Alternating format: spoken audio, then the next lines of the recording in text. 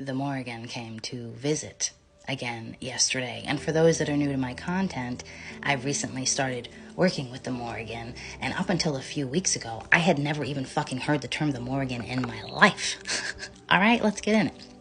So yesterday morning, I spent about an hour and a half sitting with some intense fucking rage. And when I came downstairs, my boyfriend was making me a cup of tea, and ironically enough, the mug that I chose was my younger daughter's mug, and it says "You're the bee's niece." She's a beekeeper. And I used her honey, and I went to go and sit outside in the sun. And I called out to the Morrigan.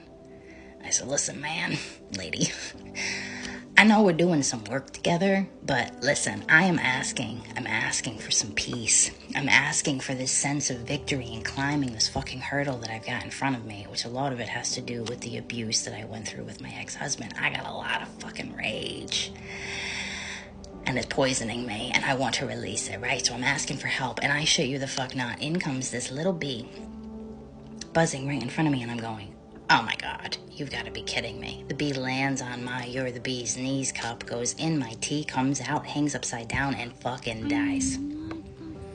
And I cried out, "Morrigan, that was fucking morbid. Why did you do that? Why did you do that?" And I had a tissue because I had just been crying my eyes out. So I scoop out the bee and I'm drying it off. The thing's fucking dead. Like, it's fucking dead. It's missing, like, legs and antennas and, like, its wings. Everything's damaged. And I'm like, this poor thing. But I'm holding it in the sun and I go, nah, I don't believe this. I'm not accepting it. This bee's going to come back to life. I put it in a little container on the side of me, and an hour later, the thing's fucking gone. And I asked her again, why?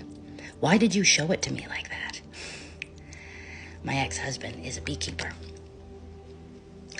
And she said to me, Ashley, to anybody that wishes harm on you, you're protected.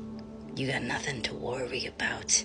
So you focus on you and your heart and your living and your truth and your love. I'll sort the rest of it out. Don't you worry. And I was like, ooh, baby, right? My boyfriend comes and sits outside with me, and he brings up again, because he's really been trying to, like, help me process all of this rage. He's the greatest fucking gift in the entire world. And he brings up putting on the boxing gloves again, and I'm instant rageful again. I don't want to do that because I don't want to be that vulnerable with him, but I do it anyway. And dude, I'm telling you, it was like climbing fucking Everest. It took me a couple of hours to get myself in the right mind. Man, I was fucking mad, but I did it. And I cried with him. I allowed myself to go through all of it, and when we finished, I came outside, I felt this incredible sense of accomplishment. And something white catches my eye in the sky, and I go, no. Oh my God, no. And I'm running across my yard. And I look up in the sky, and it's an eagle. Like, flying low enough that I can see it. And if you've been following my content, you know the eagles for me are like a spiritual experience. And this one is flying above my motherfucking house. There were 3.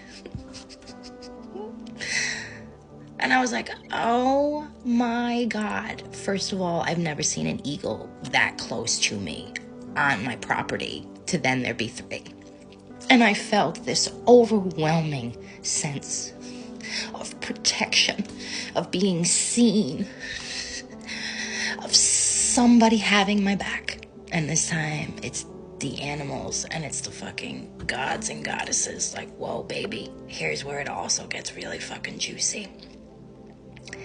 The first video that I shared about the birds was of when I saw that eagle fly in front of my car. And that's when I started sharing about how the birds talk to me. And I shared in that video on how years ago I saved a hawk on the side of the road in Pennsylvania and brought it to a raptor sanctuary. And ever since then, that was the start of my bird journey. Ever since then, I've wanted to go back in the worst way.